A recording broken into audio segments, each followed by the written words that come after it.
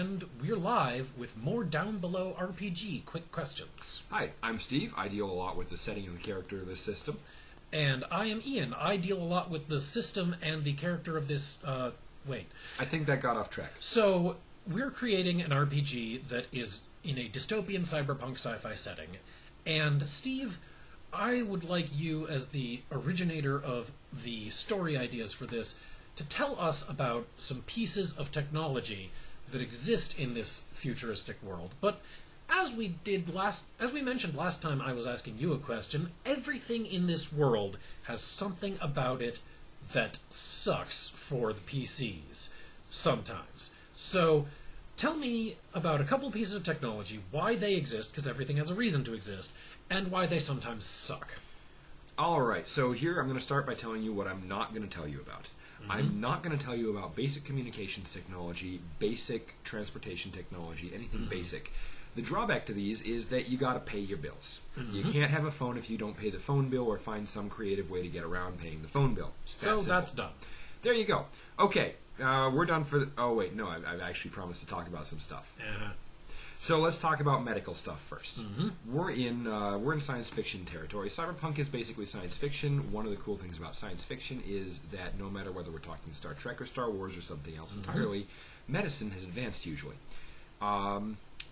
Well, in Downbelow, medicine has advanced, but there are drawbacks. I'm not going to talk about pills that cure cancer. I'm going to talk about stuff like tissue regenerators.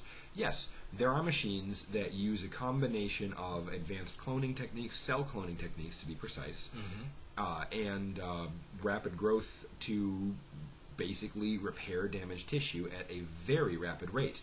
The problem with these is that if you use them, and everyone's tolerance is different, but everyone who uses them extensively, for certain values of extensively, is subject to severe nerve damage as the flesh is flash-grown around the nerves that are not regenerated at the same rate as the flesh. If you get your arm burned off in the skin of your arm burned off in a bad house fire, a dermal regenerator can have it back and unscarred in under a week. But the nerves that were damaged may never regrow, and you could end up with a perfectly functional arm that you can't entirely control or feel because there's no functioning nerve endings in that arm. At higher levels, this can lead to direct neural damage as it tries to regrow things and clone things that the technology just can't keep up with. And you've got stories of people with various psychological problems that stem ultimately from using this miracle of medicine that nobody really knows where the tolerances work out in, but everyone uses anyway because, hey, look, we can reverse horrible scarring, we can even regrow limbs. We just can't do it perfectly. So there's a miracle wound care device, but it can't really do the nerves. Same thing with cyberware. One of the reasons that it talks about, we talked about in the past the possibility of using the soul-sucking cyberware trope. Well, we're not directly doing that because we're not addressing the questions of what is a soul. However, one thing that is true is that when you're linking things directly with the human nervous system, which, as a philosopher once said, if we were smart enough to understand, if the human nervous system was simple enough that we could understand it, we would be so simple that we couldn't. The same is true. In this future of Downbelow, we can link computers and cybernetics and limbs directly into the nervous system so they can be controlled directly, often with major unintended side effects. Some of them are so minor that medication can keep them under control.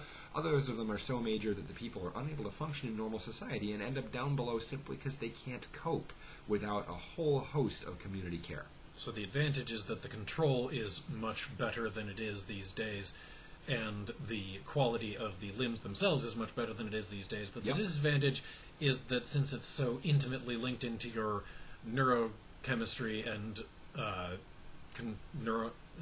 neurological control, it affects how that works. There's an anime trope where a mech pilot being linked into the mech they're piloting, well, the mech gets its arm blown off, and the pilot can't control his own arm. Similar things can happen with feedback there. Let's actually talk about military technology for a moment. Daka. Who doesn't like guns in an RPG? Simple thing about military technology, the advantage is that a gun is a gun is a gun. We've talked about this in some of our longer videos, and the same holds true now. Overall, if you're not in the realm of experimental weaponry, the advantage to a gun is that you can Be violent at a distance with relative safety to yourself. The disadvantage to a gun is that if you bring them to a gunfight, other people will also bring them to a gunfight, thus negating the advantage. More high-tech devices, on the other hand, do exist. There are, for instance, stun rays. Stun rays are the various different devices. Some of them deal with focused bursts of sound that disorient the target. Others of them are microwave bursts that cause intense discomfort and overload. Well, all of these seem like perfectly fine non-lethal ways to deal with someone, except that here's a drawback. If you use a sonic-based stun ray on someone, you will disorient them and potentially incapacitate them. You will also be doing the equivalent of screaming very loud in an egg-shaped room. These are not stealth devices. They'll incapacitate someone non-lethally, but they'll also give away your position to everyone capable of hearing in a very large radius.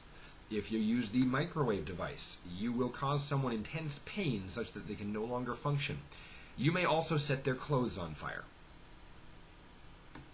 Similarly, all of these devices have possibility to overload, require specialized maintenance, and otherwise be royal pains for people carrying them around.